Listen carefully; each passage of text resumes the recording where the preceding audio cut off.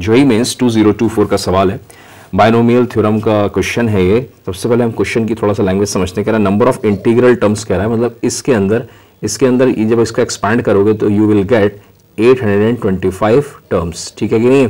अब इन 825 टर्म्स में से कितने इंटीजर्स आएंगे, ठीक है ना, क्योंकि कुछ इंटीजर्स होंगे कुछ इंटीजर्स नहीं होंगे, तो ये कह रहा है कितने इंटीजर्स होंगे।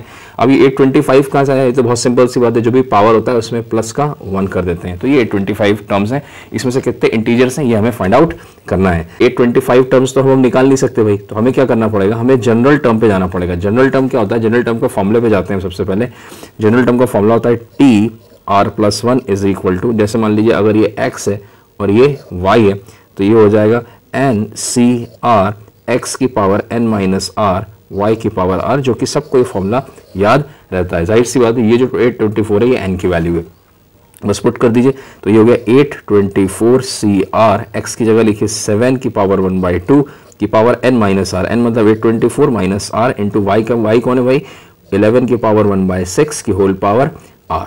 तो इसको थोड़ा सा हम साफ सुथरे रंग से लिखते हैं, 824 सी आर, ये हो गया हमारे सामने 7 की power 824 minus R upon 2 into 11 की पावर r/6। अब यहाँ पे थोड़ा सा हम अलजेब्रा इसकी समझते हैं कि इसमें अलजेब्रा क्या कह रहा है। सबसे पहले तो ध्यान से देखिए, हमें चाहिए इंटीजर, टर्म कैसा चाहिए, इंटीजर चाहिए। तो जाहिर सी बात है हम ये अच्छे से जानते हैं कि ये जो टर्म होता है ये हमेशा, कोई भी एनसीआर होता है वो हमेशा एक इंटीजर होता है, तो इससे हमें कोई परेशानी नहीं है। इसी प्रकार से अब यहाँ पर देखते हैं 7 की पावर में ये जो टर्म है ये डिसाइड करेगा। जरूरी है कि ये खुद क्या होना चाहिए, ये डिविजिबल बाय 2 होना चाहिए। ये पूरा टर्म डिविजिबल बाय 2, बहुत ध्यान से समझिएगा, डिविजिबल बाय 2 है, बहुत सिंपल सा भी है।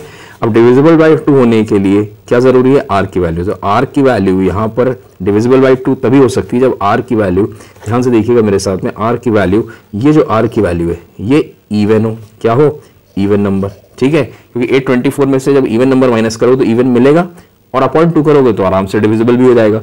दूसरी चीज हम ऐसा कह सकते हैं, that is what, less than और इक्वल टू 824 हो सकता है। r की वैल्यू 8 से 24 भी हो सकती है और 8 से 24 से कम भी हो सकती है। तो भी यहाँ पर ये जो पूरा टर्म है, ये वाला जो पूरा टर्म है आपको, ये वाला दिस होल टर्म, ये वाला ये पूरा टर्म जो है, तो आपको क्या मिल जाएगा, यू विल गेट इंटीजर। क्या मिल जाएगा आपको, इंटीजर मिल जाएगा। यहाँ पर साफ साफ दिख रहा है ये पूरा इंटीजर होना चाहिए। इसका इंटीजर होने के लिए ये जो टर्म है, ये जो नंबर है, ये भी अपने आप में एक इंटीजर होना चाहिए। तो इसके इंटीजर होने के लिए जरूरी कि r इज डिविजिबल बाय 6 या मल्टीपल ऑफ 6 बोल सकते हैं, एक ही बात है। डिविजिबल बाय 6 बोलो या r मल्टीपल ऑफ 6, एक ही बात है। तो जाहिर सी बात है, अगर r मल्टीपल ऑफ 6 या डिविजिबल बाय 6 है, तो जाहिर सी बात है कोई भी डिविजिबल बाय 6 नंबर होगा वो इवन नंबर तो होगा, ये डेफिनेट बात है भाई।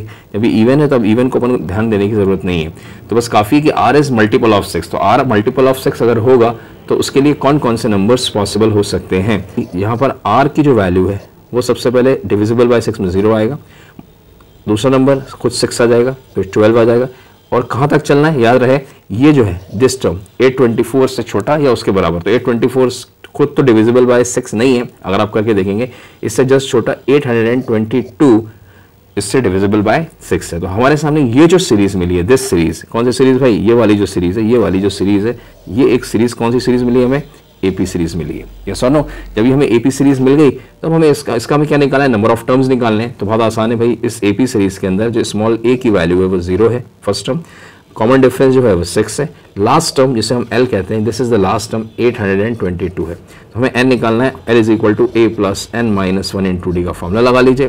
l मतलब 822, 0 plus n minus 1 into d का मतलब हो गया 6, ठीक है भाई।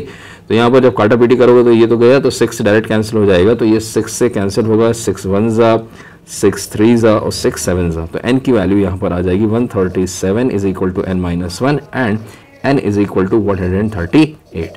तो हमारे सामने 138 मतलब नंबर ऑफ टर्म्स कितने आ जाएंगे, that is what you have, 138 number of integral terms आएंगे इसके एक्सपेंशन में। And this is a very nice question.